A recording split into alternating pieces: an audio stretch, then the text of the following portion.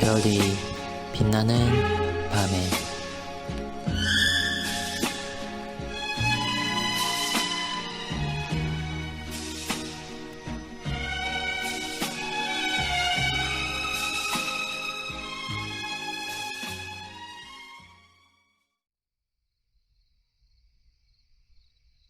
(87문은) 211차를 참고해 주시기 바랍니다.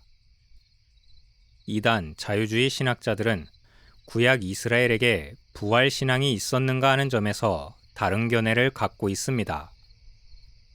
그들 중 일부는 이스라엘이 페르시아 부활관을 가져왔다든지, 그래서 바벨론 포로기 이후에 나타난다고 보아 이민족과의 교류를 통해서 얻어진 신앙이라고 추측합니다.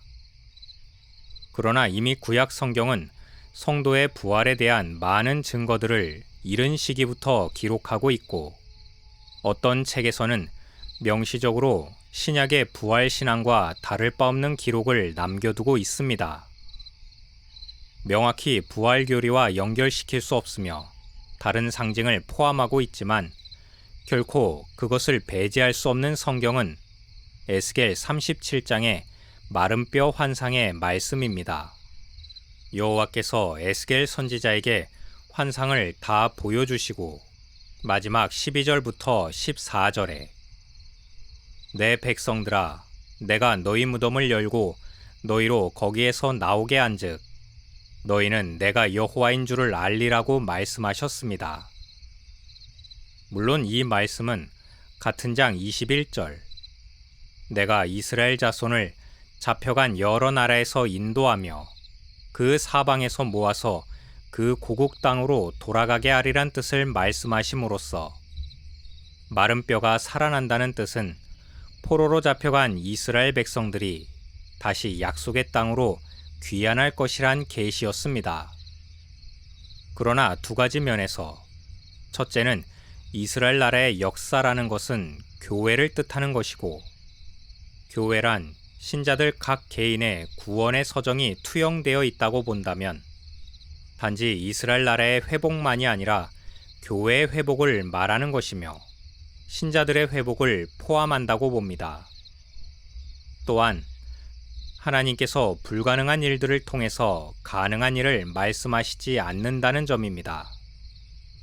이런 주장은 고대 교부들이 본문에서 부활 교리를 설명하는 방식이었습니다. 빠르면 모세의 율법이 주어지기 전으로 보는 욥기 19장 23절부터는 나의 말이 곧 기록되었으면, 책에 씌어졌으면, 철필과 나부로 영원히 돌에 새겨졌으면 좋겠노라. 내가 알기에는 나의 대속자가 살아계시니 마침내 그가 땅 위에 서실 것이라. 내 가죽이 벗김을 당한 뒤에도 내가 육체 밖에서 하나님을 보리라. 내가 그를 보리니 내 눈으로 그를 보기를 낯선 사람처럼 하지 않을 것이라. 내 마음이 초조하구나라고 계시됐습니다. 그는 자신의 고백이 철필과 나부로 영원히 돌에 새겨졌으면이라는 말을 통해서 그것이 모든 세대에 전달되어 알려질 만한 중요한 가치를 지니고 있음을 말합니다. 그리고 이어서 명백히 구속자를 고백합니다. 그리고 내가 알았습니다. 나의 구속자가 살아계시다는 것을. 그리고 마지막에 땅 위에 그가 일어나실 것입니다. 25절에서 사용된 구속자는 율법에서 친족의 어려움을 대신 속량해주는 사람을 일컫습니다. 레위기 25장 25절에 만일 내 형제가 가난하여 그의 기업 중에서 얼마를 팔았으면 그에게 가까운 기업 물을 자가 와서 그의 형제가 판 것을 물을 것이오 해서 기업 물을 자를 나타내는 용어입니다. 이 말은 출애굽기에서와 이사야서에서 구속주이신 여호와 하나님을 지칭하는 용어로 사용됩니다. 욥이 14장에서 이미 부활에 관한 물음을 하나님께 던진 후 이제 본문에서 자신을 구속하실 살아계신 구속주를 바라보며 그가 단지 자기 시대가 아니라 마지막에 부활의 날이 있을 것을 말합니다.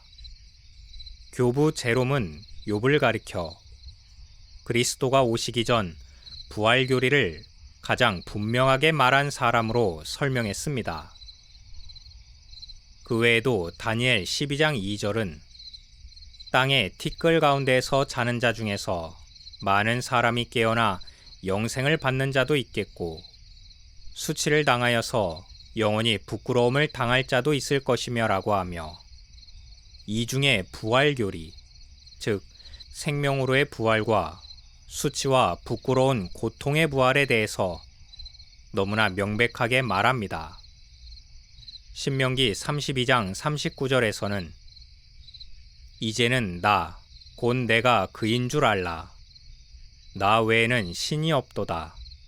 나는 죽이기도 하며 살리기도 하며 상하게도 하며 낫게도 하나니 내 손에서 능히 빼앗을 자가 없도다라고 하셨으며 사무엘상 2장 6절에서는 여호와는 죽이기도 하시고 살리기도 하시며 스월에 내리기도 하시고 거기에서 올리기도 하시는도다라고 계시하셨습니다. 이제까지 부활신앙에 대한 진술과 고백을 나열했다면 다음의 세 가지 사례는 구약에서 발생한 직접적인 사례라고 할 수 있습니다. 첫째는 열왕기하 4장에 나오는 수넴 여인의 죽은 아이를 엘리사 선지자가 여호와께 기도하고 살린 일이 기록되어 있습니다. 두 번째는 같은 책 13장에 묘실에 안치된 엘리사의 뼈에 죽은 자의 시체가 닿자 곧 회생하여 부활한 사건입니다. 마지막은 열왕기상 17장 21절, 22절에 사르밧에 사는 한 과부의 아이가 죽자 여호와께서 엘리야 선지자로 다시 살리신 사건입니다. 이러한 특정한 사례들은 유일한 사례였기 때문이라기보다는 하나님께서 당신의 구원 사역을 위하여 필요한 기록들만을 남겨두셨던 것이고 구약 교회가 부활신앙에 대하여 무지하였다거나 없었다는 식으로 말할 수 없는 증거들로 남아 있습니다. 이러한 신앙은 이미 아브라함이 그의 아들 이삭을 하나님 명령에 순종하여 제물로 바치려고 했을 때 히브리서 저자는 저가 하나님이 능히 죽은 자 가운데서 다시 살리실 줄로 생각한지라 비유컨대 죽은 자 가운데서 도로 받은 것이니라고 해석하고 있습니다. 그러므로 이미 구약 시대로부터 부활 신앙에 대한 믿음은 부인할 수 없는 증거가 되고 있습니다. 그 외에도 구약은 선지서와 시편 등에서 이 부활 신앙에 대하여 고백한 믿음의 선진들의 신앙을 면면히 보여주고 있습니다.